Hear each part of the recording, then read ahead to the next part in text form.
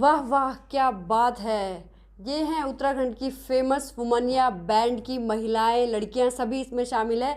उत्तराखंड की नौनी आज पहुंची है वुमनिया बैंड की इस हिम्मती ग्रुप के पास। महिला दिवस की सीरीज़ में हमने इन्हें शामिल किया है क्योंकि उन्होंने उत्तराखंड का पहला बैंड यहाँ बनाया और इतनी हिम्मत दिखाई है। अपनी सरकारी नौकरी छोड़ छोड़ के यहाँ बैठी हैं तो वुमनिया बैंड में स्वाति जी और आपकी टीम, शाकुंभरी जी, श्री विजुल, आप सभी का बहुत बहुत स्वागत है। बहुत बहुत शुक्रिया, बहुत बहुत धन्यवाद उत्तराखंड की नौनी टीम को वुमनिया बैंड की तरफ से, और आप सबके जज्बे को भी सलाम जो आप इतना खूबसूरत काम कर रही हैं उत्तराखंड की महिलाओं को लेकर के। तो इस महिला दिवस आपकी क्या तैयारी है? कुछ सरप्राइज देने वाली हैं आप? पहाड़ों में जाके कुछ खास काम करने की आपकी योजना है? प्लीज़ बताइए महिलाओं के लिए।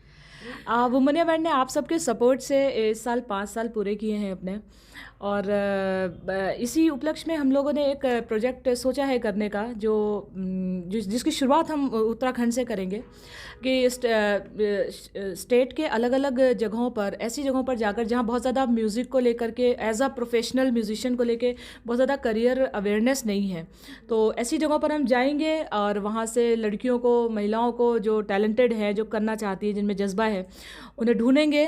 फिर उन्हें उनकी वर्कशॉप्स होंगी, उन्हें पूरा प्रॉपर एक प्रोफेशनल ट्रेनिंग दे करके और आप सबके सामने कुछ म्यूज़िक वीडियोस लाने का प्लान है। ऐसा बहुत अच्छा प्लान है। दरअसल कई सारी महिलाएं जिन्हें प्लेटफॉर्म नहीं मिल पाता है, आप तो हिम्मत करके यहाँ तक पहुँच गए, लेकिन आपने उन महिलाओं के बारे में सोचा कि कैसे उन्हें एक प्लेटफॉर्म दिया जाएगा। तो इस सोच की तो हम बहुत बहुत सराहना करते हैं। तो और कुछ आपकी भविष्य की प्लानिंग, कुछ सॉन्ग्स और कुछ और आप जो करने जा रही हो, हमारे दर्शकों को पता ना हो, ऐसी कुछ छुपी हुई चीज़ें? तो छुपी हुई चीज़ है तो वो अभी कैसे बताऊं?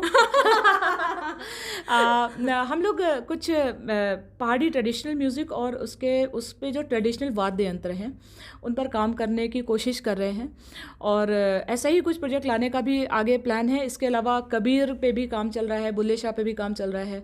तो ये सारी चीज़ें आने वाले समय में आप सबके सामने होंगी।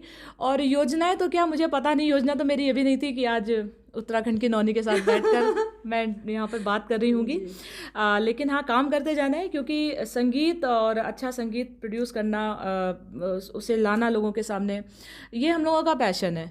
तो ये काम तो करते ही रहना है, ये जब तक सांस है तब तक संगीत तो साथ साथ चलेगा ही चलेगा। अच्छा स्वाति जी, जैसा कि मैं तो न्यूज़पेपर में रही और मैं आपकी सारी स्टोरीज से रूबरू भी हूँ कि हाँ, आप एक शिक्षिका थी और बहुत मुश्किल था वो जॉब छोड़ना, लेकिन प्लीज़ हमारी उत्तराखंड की नौनी के जो दर्शक हैं वो इस बात को नहीं जानते हैं, तो प्लीज़ वो थोड़े से चैलेंजेस बताइए कि कितना मुश्किल था उन चीज़ों से निकलना। हाँ, मुश्किलात तो मैं कहूँगी कि हाँ थे ज़रूर। एक गवर्नमेंट जॉब छोड़ने का डिसीज़न लेना, इसको लेकर के मतलब फैमिली और सोसाइटी कोई भी सपोर्ट नहीं करता है, और सभी को लग रहा था कि ये कोई पागलपन है शायद।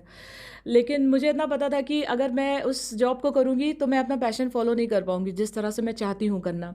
और क्योंकि मेरा दिल, दिमाग और आत्मा, मेरा मन सब संगीत में लगा है, तो मैं उस जॉब के साथ भी जस्टिफिकेशन नहीं कर पाऊँगी। तो बस यही सब दिमाग में चलता रहा, और फिर मैंने ऐसा सोचा कि नहीं, मैं संगीत करने के लिए ही आई हूँ शायद इस दुनिया में, तो बस सब कुछ छोड़ करके अब पूरी तरह से तन, मन, धन, आत्मा सब संगीत के नाम है। बहुत खूब। आप क्लब्स में नाइट प्रोग्राम करती हैं, सब करती हैं, तो इस पुरुष प्रधान समाज में कितनी दिक्कतों का उस समय आपको सामना करना पड़ता है? मैं ये कहूँगी कि शायद ये हमारे प्यारे देहरादून शहर का प्लस पॉइंट है कि यहाँ पर अभी तक ऐसी कोई मेजर प्रॉब्लम हम लोगों को सामने कभी आया नहीं है।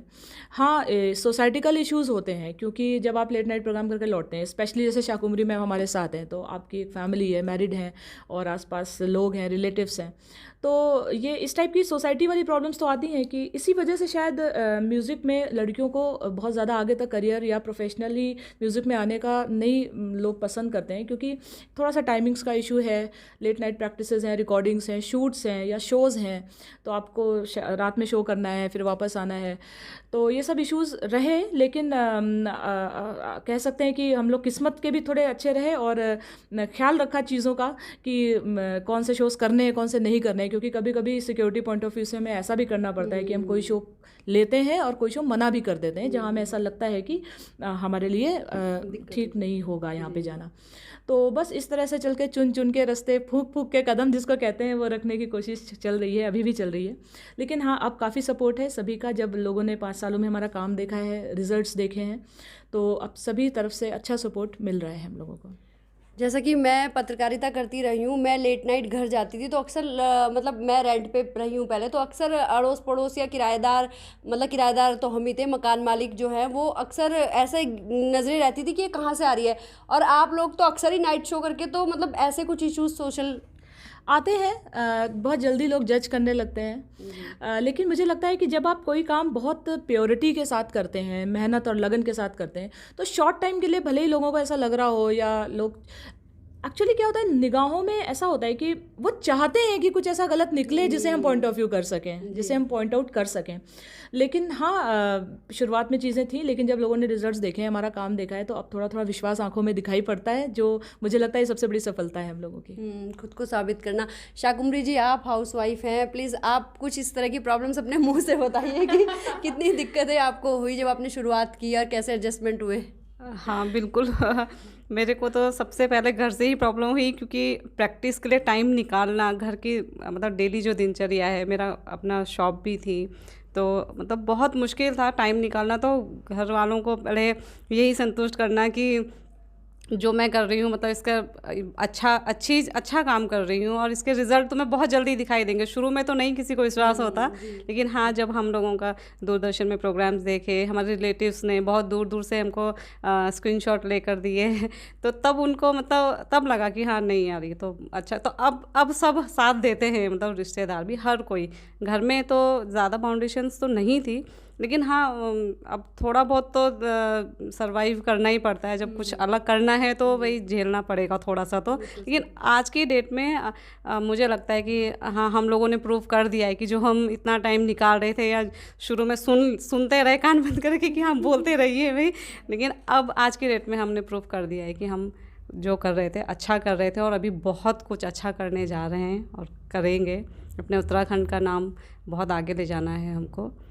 प्रूव कर दिया, वुमनिया बैंड कुछ भी कर सकती है। शाकुंभरी जी ने अपनी बेटी को भी, खुद तो वो लड़ संघर्ष करके यहाँ तक बैठी है, अपनी बेटी को भी यहाँ शामिल कर दिया। श्री विद्या स्वीट 16 है। श्री विद्या, कैसा लगता है? तुम भी जाती हो जगह जगह परफॉर्मेंस देने? यार आ जाओ प्लीज़ थोड़ा सा। क्या क्या गाती हो, कैसा महसूस होता है, कुछ बताओ। मुझे तो बहुत अच्छा लगता है, क्योंकि मेरे मन का है, मतलब मेरे को मज़ा आता है, तो मेरे को बहुत अच्छा लगता है साथ में मैम सबके। यहाँ पे विजुल भी है। विजुल तो कॉलेज में होगी आई थिंक, है ना? हाँ, पास आउट। विजुल, आप कितने साल पहले जुड़ी, आपको कैसा लगता है यहाँ? मुझे अभी 1 ईयर हो चुका है, और मैं सिर्फ संगीत सीखने आई थी, लेकिन यहाँ आके मैंने संगीत को समझा, और मतलब मैं इससे जुड़ गई, और अब ये है कि मैं इसके बिना नहीं रह सकती। क्या बात है, संगीत को सीखा, जुड़ गए, उसके बिना नहीं रह सकती। तो इस पूरी वुमनिया बैंड को महिला दिवस की बहुत बहुत शुभकामनाएं। और स्वाति जी, हम चाहेंगे कि आप प्लीज़ इसकी एंडिंग भी अपने मज़ेदार गाने से कर दें प्लीज़। सब वुमेन्स को एक और मैसेज दे दें, हैप्पी महिला दिवस वाला।